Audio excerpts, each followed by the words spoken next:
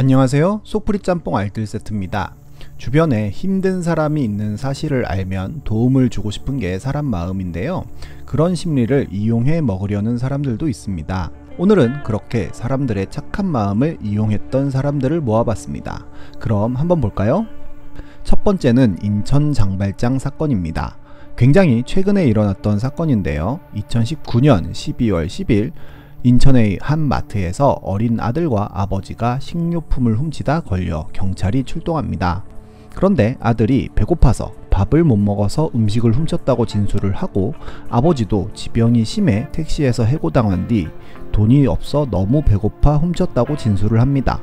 이 이야기를 들은 마트 주인은 처벌을 원치 않는다고 하였고, 출동 경찰관도 이 부자에게 국밥을 사주고 훈방 조치합니다. 심지어는 옆에서 경찰관의 대화를 듣고 있던 누군가가 20만원을 주고 가기도 했는데요. 이 소식은 인터넷과 방송을 통해 널리 퍼졌고, 전국적으로 이 부자에 대한 후원을 하고 싶어하는 사람들이 몰려들고, 마트에도 사람들이 몰려가서 물건을 팔아줬으며 경찰관은 표창장을 받습니다. 그런데 반전이 일어납니다.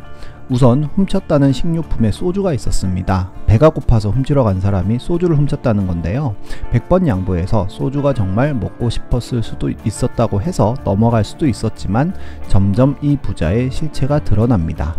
우선 아버지는 원래 도벽이 심했었다고 합니다. 게임과 도박에도 중독이 되어 있었고, 기초 생활수급자로서 월 135만원의 지원금을 받고 있었습니다. 월 135만원이면 충분히 먹을 건 사 먹을 수 있는 돈이었으나 도박과 게임으로 모두 써버린 것이죠. 아이가 아프다고 해서 돈을 빌려줬더니 토토를 하고 있었고, 택시 운전을 하면서도 고객의 분실폰을 부수입이라며 작물로 팔기도 하였습니다. 더 나아가 절도가 걸렸을 때 손을 부들부들 떨면서 안절부절 못하는 모습을 보여주어 동정을 샀는데, 걸렸을 때를 대비하여 아버지가 미리 평소에 연습하던 연기였다고 합니다. 택시회사에서도 지병 때문에 잘린 것이 아니라 영수증 위조 및 산업금 미납 등으로 이미 택시업계에서 악명이 매우 높은 블랙리스트 기사였던 것입니다. 결국 훈방 조치했던 경찰은 직무유기 여부를 놓고 조사를 받습니다. 그리고 그 부자는 약 200만원 상당의 라면과 쌀을 받고 2,300여만원의 후원금까지 받습니다. 두 번째는 새희망 씨앗 사건입니다. 예전엔 어디서 어떻게 알았는지 다짜고짜 전화를 해서 힘든 아이들을 공부시킬 수 있도록 후원을 해달라는 전화가 참 많이 왔었는데요.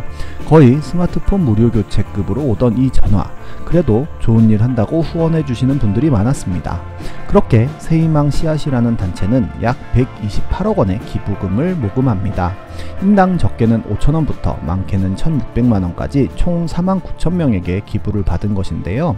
기부금을 모금하는 것이야 복지기관이니 그럴 수 있다고 볼 수 있지만, 문제는 128억 원 중 실제 기부에 사용한 돈은 2억 원 정도였다는 점입니다.